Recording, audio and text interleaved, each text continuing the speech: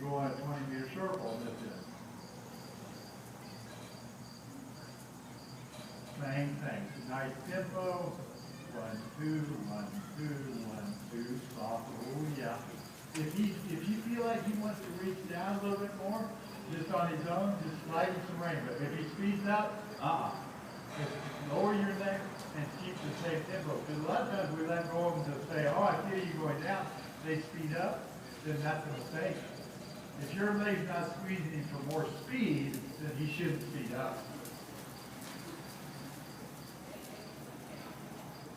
That's what we like. If he wants to slow down, let him slow down a little bit more. And when they slow down, they want to elevate.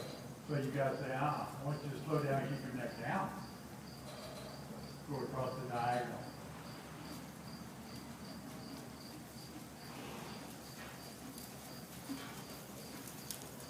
And turn right again. I want you to go across this diagonal now. What is the correct position of the horse when you make your turn? Turn right now.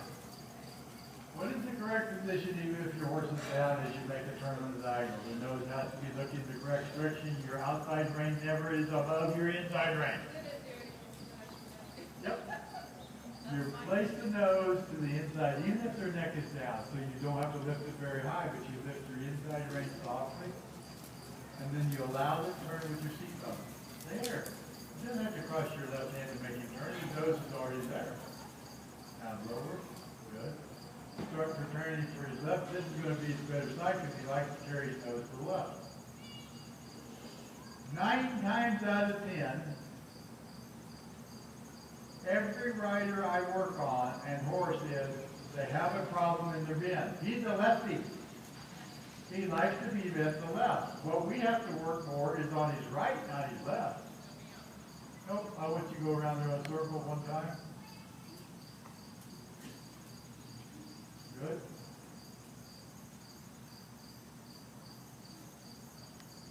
Go to H and come across the diagonal. Now, because he has the correct bend, how simple is this going to be? He's got his nose right. All you have to drop your left seatbelt when you want to turn. You don't have to do anything. He's going to follow his nose because his bend's already now. Straighten him out. Lift your right rein. Lift your right rein. Create the bend before you get there. There you go. Then you drop your inside seatbelt. Keep that right rein up. You don't have to drop that rein, because if you drop that right rein, you're going to drop your shoulder. His nose is already there. Now you'll say, well, what if he blows out the ring now? So be it. If he didn't follow your seatbelt, you're trying to teach him to use your seatbelt, not sure what your hand is. His nose is already up. Keeping that right rein up, so you've got a great bend now. He's following, you're actually saying, see how he's wanting to come to the inside of the circle? That's what they're supposed to do. He's trying to follow his nose. Your seat says, and your hands say, don't follow your nose. I'm keeping my right rein up. Keep your bend to the right, more. Lift that, make it look to the right. Stay on your left seat bar harder and keep your hands softer to the left. If you catch your circle off, come back on the rein and move them harder to the left. That's what's going to blow them into a leg joint. Lift your right rein. Lift your right rein. There. There. Good. Good. Keep that left rein up. There. Then you got to stay bent around my right leg. I'm not going to adjust this for you. You're going to use your seat on the right, not your hand. If you need to stay out there, stay on your left seat bone harder. There. Stay on that left seat bone. Now this time when you come around, I want you to make sure you touch his feet. And that's more of a leg yield with your right leg. If you have to press him over, press him over. Because he's in the correct bend. He wants to follow his nose, is why he's spiraling. He's come off his circle a little bit because he said, well, my nose is over there. That's what you want. He wants to follow his nose. You're going to say, but my hands and my seat are saying, don't follow your nose, but keep your nose to the right. I'm going to ride you on this circle. There you go. There you go. There you go. Now, you're protecting him, and you need to protect him for a little bit. So what do you want to try to teach him? What are you trying to teach him to do? Respect my right leg, not my right hand. So soften to your right hand softly. He changes his bend, what do you do? So break it up and bump him again, and use your right leg. Eventually, he will stay wrapped around your right leg. He's already approved. He's already said, okay, I think I'm supposed to keep my nose. 85% of the time, I'm not talking about you, I'm talking about all of us.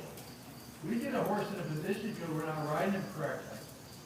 Once we start riding them correctly, they understand it real quick. We're not aware that the rib is sticking out. So what you're doing right now is saying, I feel your rib, keep trying to press in my right leg. Would you respect my right leg? His rib will stay to the left. That means his nose has a lot better chance of staying to the right because you kept his rib to the left. Good. Drive with that right leg. Drive with that right leg. Drive there. Good. Drive with that right leg. Good. Now soften to him on both legs. I mean on the inside leg. Just soften. Because it's a soft there. It's a soft inside leg. If he starts to press, another thing that can do that is, and I don't like to see a lot of leg yielding on a circle, especially because that gets them switching out. But if you want to get a horse to respect your leg a little bit more, leg yields are great for that. Because you press with your right leg, when you're leg yielding left, you're going to push these rib hard to the left and you're pressing them away from your legs, so make sure you keep your rib open. So sometimes when a horse drops on me and drops the rib into my right leg, I'll just do a leg yield. And that gets that rib back right away.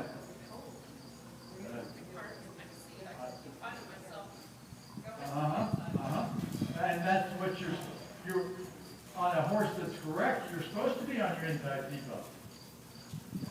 Once you create the bend, right now you're off to the left a lot because you're trying to keep his bend. You want to try to say, I'm getting softer to that leg so I shouldn't have to be over there so much. So now you can say, can I get back to the center of my saddle a little bit, but use my inside leg soft. Good. If he starts to blow you in again, you jump back to that side. Because if we get too far on our outside seat bone, outside of our horse, we can't use our legs properly. As long-legged as you are, even as long as you, the farther you get to the left, means this leg gets shorter. And that one gets longer. We don't need that leg. We need this leg. We're trying to stay underneath his belly to raise his back up. So that's why we try to stay as close to the spine. It doesn't mean every now and then I'll jump way over there. But what I try to do is say, I'm trying to stay as close to the spine with my seat bones either way.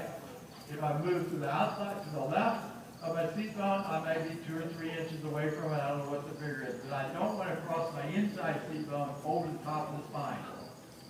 It's just close to the spine. Good. Good. Now he's starting to say, okay, and soften with your right hand a little bit.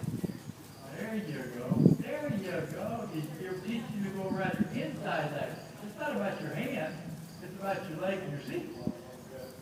Very good. Very good. And walk and petty. Very good. Very good.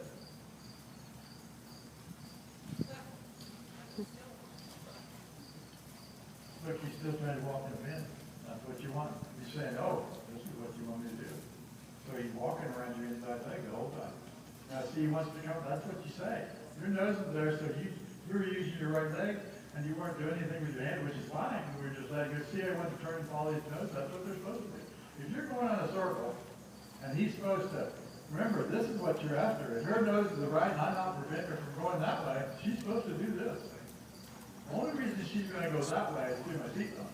I'm on my inside seat bone. If I want to go over here, I've got to get on my outside seat bone. If I want to come back here, I'm going to drop to my inside seat bone. But you have to, when we first start teaching it, first we teach this.